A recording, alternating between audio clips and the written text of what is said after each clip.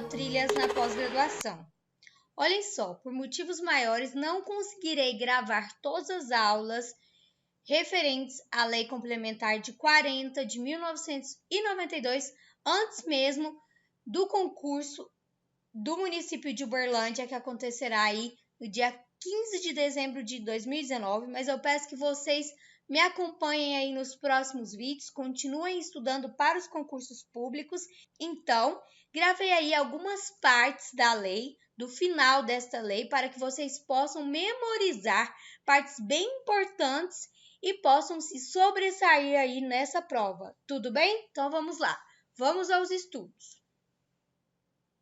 Vamos para o artigo 119, que diz o seguinte: poderá ser concedida licença ao servidor por motivo de doença do cônjuge ou companheira, padrasto, madrasta, ascendente, descendente, enteado ou tutelado mediante uma comprovação médica. Então, tem aí a licença desse servidor, se ele for acompanhar, seja o seu marido, ou a sua esposa, ou padrasto, ou madrasta, pai, mãe, enteado, ou tutelado.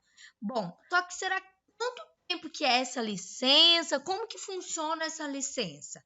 Você tem que ter essa comprovação médica e a licença somente será deferida se a assistência direta do servidor for indispensável e não puder ser prestada simultaneamente com o exercício do cargo, o que vai ser apurado através de um acompanhamento social. Então, não é simples.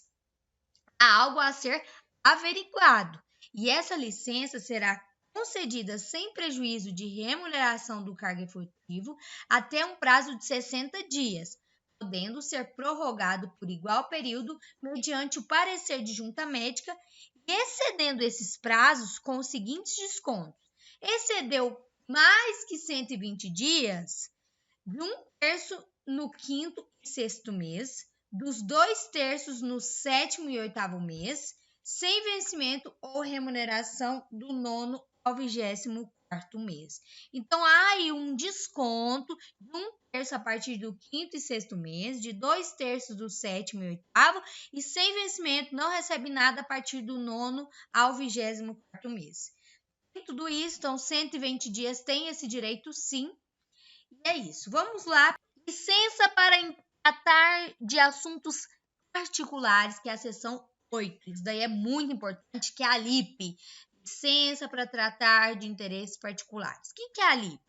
Bom, vamos lá. A critério da administração poderá ser concedida ao servidor estável licença para tratar de assuntos particulares pelo prazo de 2 anos consecutivos sem remuneração. Olha isso. Você precisa tratar de um assunto particular. Você pode conseguir uma licença? Sim, desde que você já esteja como efetivo e você não vai receber absolutamente nada. O requerente vai aguardar em exercício a concessão da licença sob pena de demissão por abandono de cargo. Você não pode faltar ao trabalho até que seu nome saia no Diário Oficial. Você conseguiu uma LIP. A licença poderá ser interrompida a qualquer tempo a pedido do servidor ou do interesse do serviço. E não se concederá nova licença antes de decorridos 2 anos do término da anterior. Então, tem que esperar mais 2 anos para pedir outra licença. Lembrando que não tem remuneração. E você pode aí voltar ao seu cargo quando quiser ou quando for requisitado pelo serviço que você está. 124 diz que ao servidor ocupante do cargo em comissão não se considerará a licença que trata o artigo anterior. Não tente requisitar licença por interesses particulares se você está em um cargo em comissão, porque você não vai conseguir. Está escrito na lei que não se concede licença LIP para quem está em cargo comissionado. A seção 10, que se refere à licença prêmio. O que será essa licença prêmio? Quando ela é concedida? Quanto tempo que é? Vamos aprender sobre isso? Artigo 126 diz o seguinte: após cada 5 anos de efetivo exercício no serviço público municipal local, o servidor efetivo fará jus a 3 meses de licença prêmio, consecutivo ou não, com remuneração de cargo que ocupa. Então, vamos lá. que é a licença-prêmio? Só depois de 5 anos trabalhando como estável no concurso. E você tem direito a 3 meses, que pode ser consecutivo, um mês atrás do outro, né? É consecutivo, é nesse sentido. E você recebe a remuneração. O parágrafo único diz que as faltas injustificadas ao serviço retardarão a consecução da licença na proporção de 10 dias para cada falta. Faltou no seu trabalho? Não deu nenhuma justificativa? Ah, beleza. Então, um dia vai valer como 10 dias. Olha só a responsabilidade. Artigo 127 diz que não se concederá licença-prêmio ao servidor que, no período aquisitivo, sofrer penalidade disciplinar de suspensão, afastar do cargo em virtude de algumas coisas, dentre elas, licença por motivo de doença em pessoa de família sem remuneração, LIP, condenação à pena privativa da liberdade por sentença definitiva e afastamento para acompanhar cônjuge ou companheiro. Então, não será concedida a LIP nesses casos. E 128, o número de servidores em gozo simultâneo de licença-prêmio não poderá ser superior a 1/3 da lotação da respectiva unidade. Então, se alguém estiver em licença-prêmio, você deverá esperar um período para tentar requisitar essa licença, porque não poderá ser superior a 1/3 da lotação, o número de pessoas que vão ficar aí com essa licença. Artigo 129 diz que o pedido de concessão de licença-prêmio deverá ser instruído com a certidão de contagem de tempo fornecida pela repartição competente. Então, eles vão contar o tempo que você trabalhou e aí, a partir disso, vão conceder essa licença-prêmio. Artigo 130 diz que o servidor poderá optar entre gozar a licença-prêmio, podendo acumulá-la, converter em dinheiro ou contar em dobro para efeito de aposentadoria. Neste último caso, o período simples será computado para efeito de concessão do adicional por tempo de serviço. Olha só, não quer retirar licença-prêmio? Tem aí algumas particularidades. Você pode converter isso em dinheiro ou contar em dobro para aposentadoria. Isso aí são umas questões que são aí possibilidades de converter essa licença-prêmio em outros requisitos. O parágrafo único diz que ao servidor exonerado ou demitido será paga a importância equivalente à licença-prêmio não fruída, cujo período aquisitivo já tenha se completado, exceto se o mesmo optar por escrito para que o período seja contado em dobro no tempo de serviço. Beleza, foi exonerado, demitido, tem aí 5 anos de trabalho, tem direito à licença-prêmio. Ou você vai receber, ou vai contar em dobro para a sua aposentadoria. Tudo bem? Vamos lá para a seção de número 11. Diz respeito à licença por motivo de afastamento do cônjuge ou companheiro. Vai acompanhar o maridão? Vamos lá, vamos ver. Artigo 31 diz que poderá ser concedida licença ao servidor efetivo para acompanhar cônjuge ou companheiro servidor público de qualquer esfera que for deslocado para outro ponto do estado, território nacional ou para o exterior. Vamos lá? Pode ser concedida essa licença ao servidor efetivo que tiver um companheiro ou uma companheira que também for servidor público, tá? Tem esse detalhe. A licença será concedida mediante pedido devidamente instruído. A licença será por prazo indeterminado e sem remuneração, devendo ser comprovada a sua necessidade a cada 2 anos. Não recebe nada. E outra, tem que ter o pedido. Artigo 132 diz que, não sendo mais justificado o afastamento do cônjuge, o servidor deve reassumir o exercício no prazo de 30 dias, a partir dos quais a sua ausência será computada como falta ao trabalho. Então, tem 30 dias para voltar. Se não tem mais justificativa, 30 dias é melhor voltar ao trabalho. Independente do regresso do cônjuge, o servidor poderá reassumir o exercício a qualquer tempo, não podendo, nesse caso, renovar o pedido de licença, senão depois de 2 anos na data de reassunção, salvo se o cônjuge for transferido novamente para outro lugar. Muito bom, vamos lá para o capítulo 6. diz respeito às férias. Essa é a melhor parte, né, pessoal? As férias, que é o momento de descansar. Mas vamos lá, antes de ter férias é preciso passar no concurso público, né? Por isso mesmo que nós vamos estudar agora o artigo 134, que diz respeito ao servidor terá direito ao gozo de 30 dias consecutivos de férias por ano, de acordo com a escala organizada pelo titular do órgão de lotação. Então, todo mundo tem direito a 30 dias de férias, e são férias consecutivas. O servidor adquirirá o direito a férias após o decurso do órgão de lotação. Então, aí toda uma tramitação, e é vedado levar à conta de férias qualquer falta ao trabalho. É vedado levar a conta de férias para qualquer falta do trabalho. Durante as férias, o servidor terá direito, além do vencimento, a todas as vantagens que percebia no momento em que passou a fruí-la. Então, ele tem direito aí a todas as vantagens e ao vencimento. E artigo 135 diz que o pagamento da remuneração das férias será efetuado até 2 dias antes do início do respectivo período, observando o seguinte disposto: é facultado ao servidor converter 1/3 de férias em abono pecuniário, desde que requeira com pelo menos 60 dias de antecedência, vedada qualquer outra disposição. No cálculo do abono pecuniário será considerado o valor acréscimo de remuneração previsto das férias previsto no artigo 137. Artigo 136. O servidor que opera direta e permanentemente com raio-x, substâncias radioativas, vai gozar de 20 dias consecutivos de férias por semestre, de 6 em 6 meses, né? De atividade profissional, proibida em qualquer hipótese a acumulação.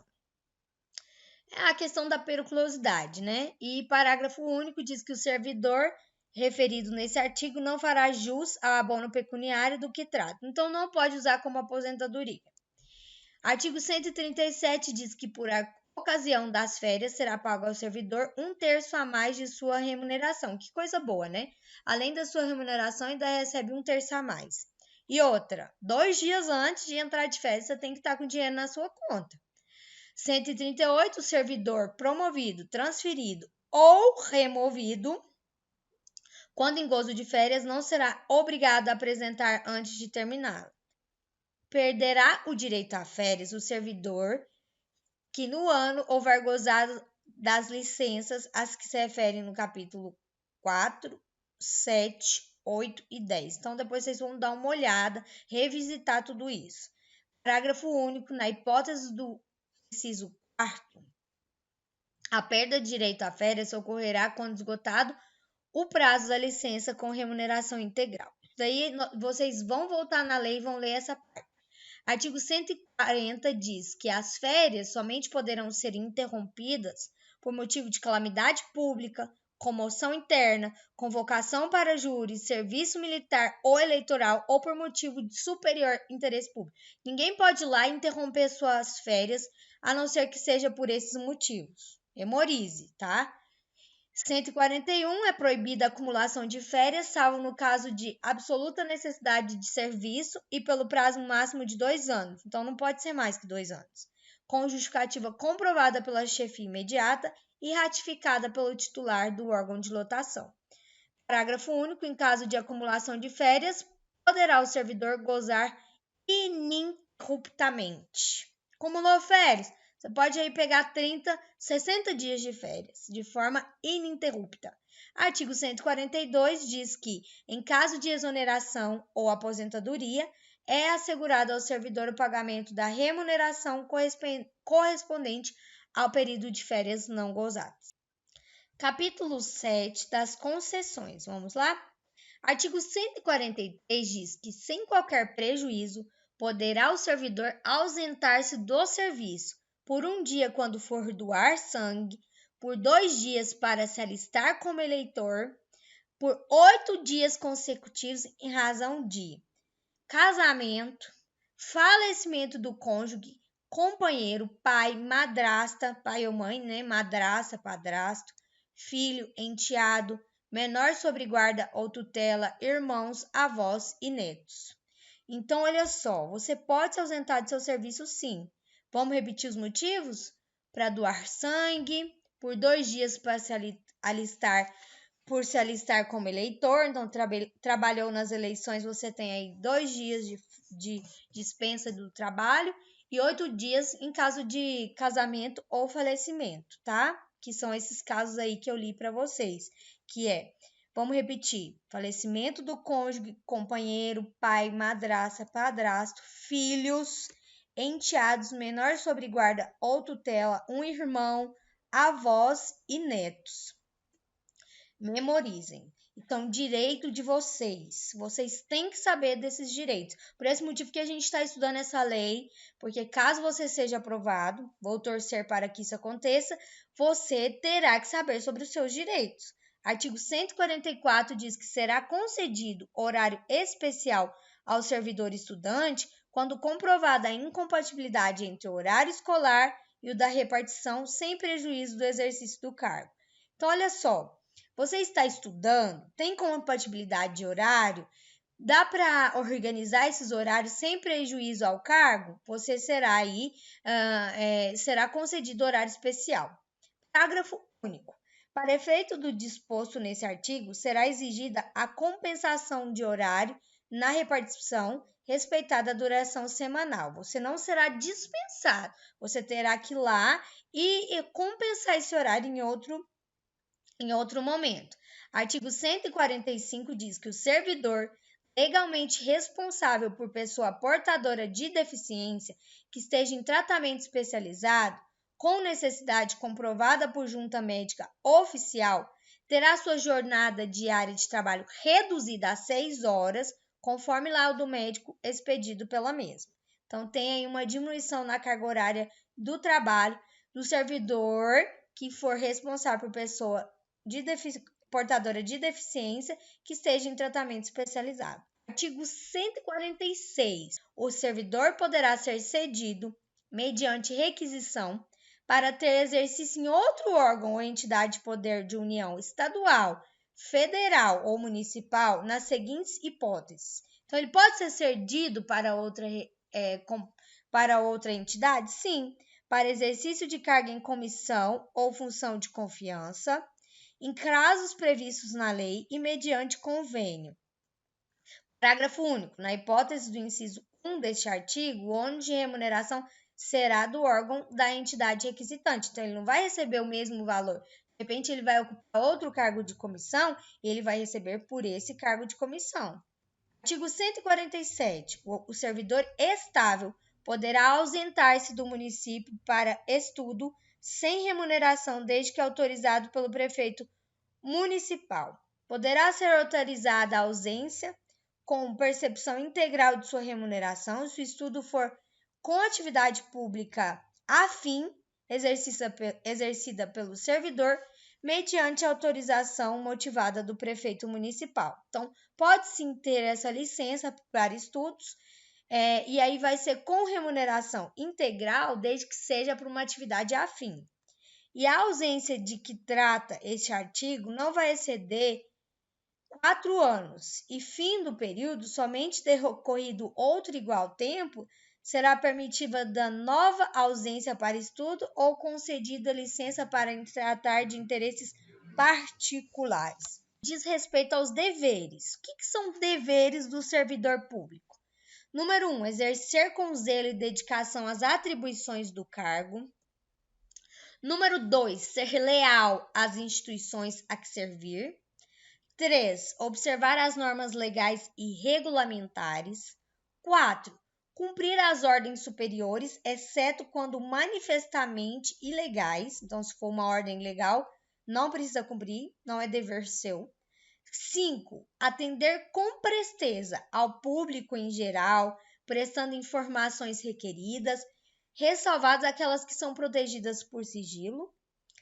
A expedição de certidões requeridas para a defesa de direito ou esclarecimento de situação de interesse pessoal.